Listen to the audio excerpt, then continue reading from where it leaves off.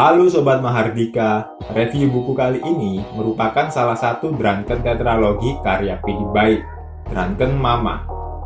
Tidak ada kata terlambat untuk membaca buku, apalagi buku karya P.D. Bike yang terbit pertama kali pada tahun 2009 ini.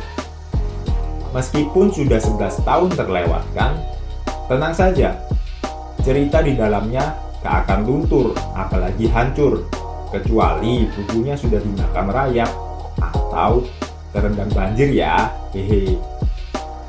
Buku Drunken Mama ini merupakan seri ketiga dari tetralogi Drunken karya P.D. Bike. Seri pertama dan kedua adalah Drunken Monster dan Drunken Molen. Seri keempat Drunken Marmut. Kalau kalian pertama kali membaca judulnya dan belum membaca karya P.D. Bike lainnya, bisa jadi kalian kepikiran, ini seperti buku kisah nyata emak-emak pemabuk deh.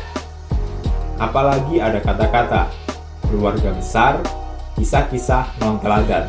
Wah, udah pemabuk, non teladan pula, lengkap sudah menyimpulkan bahwa mungkin tidak akan ada banyak hal yang menarik. Bahkan tawa kebahagiaan tidak ada di dalam bukunya. Ingat pepatah, jangan menilai buku dari sampulnya. Itu masih berlaku loh. Lantas kenapa tertarik untuk dibaca? Tepat di bagian bawah covernya itu loh. Seri pertama dan kedua itu bestseller. Jadi bukan kaleng-kaleng lah buku ini mestinya. Langsung kita intip saja kumpulan kisah Drunken Mama ini. Shred saat dibuka pertama kali halaman pertama, ternyata isinya bikin ketawa loh. Ini minder banget buat kalian yang suka minjem buku tapi ngembalikannya 1 abad kemudian. Artinya gak balik-balik. Kalau di buku itu ada fotomu, artinya jelas kalau kamu penyamun buku. Hehehe. Pada lembar berikutnya ada sejumlah testimoni, mulai artis, editor, presenter, dosen, hingga ketua partai PD Perjuangan, serta kata pengantar. Nah, tiba pada bagian pertama dari kumpulan catatan harian P.D. Bike ini, berjudul Cerdas Cermat Ospek. Loh, bukannya cerita emak-emak mabuk ya? Ya bukanlah, karena buku ini merupakan kumpulan cerita pendek. Dalam Cerdas Cermat Ospek, P.D. menjadi semacam penanya kepada dua kubu yang beradu kecerdasan, yaitu mahasiswa baru dan kakak-kakak senior. Cerita ini mengundang tawa banget, soalnya pertanyaan-pertanyaan konyol yang diajukan P.D. pada kedua buku itu. Misal, salah satunya begini. Pertanyaan pertama, untuk mahasiswa baru. Kata saya sambil memandang mahasiswa baru dengan tatapan yang menurut saya sih indah. Simak pertanyaannya. Tragedi kematian Lady Diana merupakan momok yang paling menakutkan, khususnya bagi para selebritis di dunia. Oke? Yang akan saya tanyakan kepada kalian adalah apa yang dimaksud dengan momok dalam kalimat itu?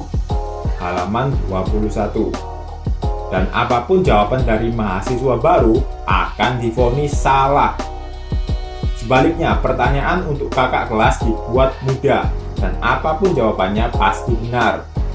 Suasana tempat adu kecerdasan itu juga dituliskan oleh P.D. Bike dengan cukup detail sehingga pembaca bisa merasakan gambaran cerdas cermat yang begitu menghibur. Namun demikian, setelah melanjutkan pembacaan cerita-cerita yang lain, gak ada sama sekali loh cerita tentang emak-emak pemabuk. Malah kita akan dibuat mabuk dengan cerita-cerita lucu di dalamnya. Karena hampir semua cerita bermula dari keisengan yang sengaja dibuat oleh P.D. Bike.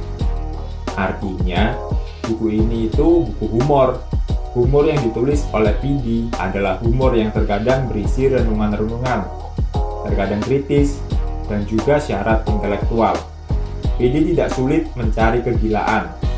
Cerita keseharian P.D. Bike yang syarat dengan keusilan dan kekonyolan, namun memberikan pengajaran dan pesan moral di balik cerita-ceritanya. Dia bisa menemukan kegilaan di mana dia berada, dengan menciptakan kegilaan yang menjadi khasnya.